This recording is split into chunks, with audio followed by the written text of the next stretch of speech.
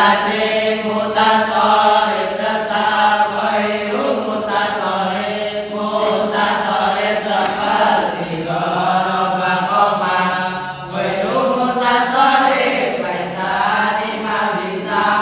Dari segi pengamalan ada dua mutaaddi lazim, pahami tariknya.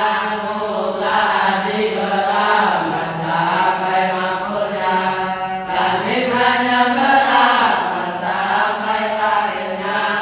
Dari segi adat tidaknya pelaku dua pembagian, fi'il yang berlaku mabni, ma'ruf dan majhul lalu bedakan dengan rumus harokat yang ditetapkan. Maklum daraba yadribu yang memukul, rajul duriba yudrabu yang dipukul. Jika huruf tentukan jenis-jenisnya, mabani ma'ani hanya ada dua. Mabani adalah huruf hijaiyah, dengannya tersusun lafaz Arabiyah. Ma'ani huruf yang memiliki makna, dengannya makna kalam jadi sempurna.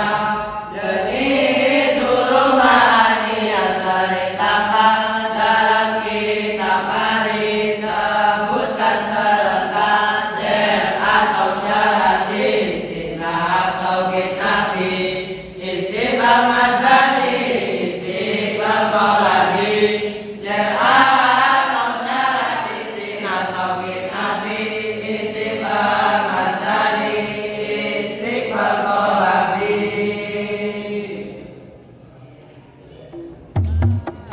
Didukung oleh Benteng Kulon.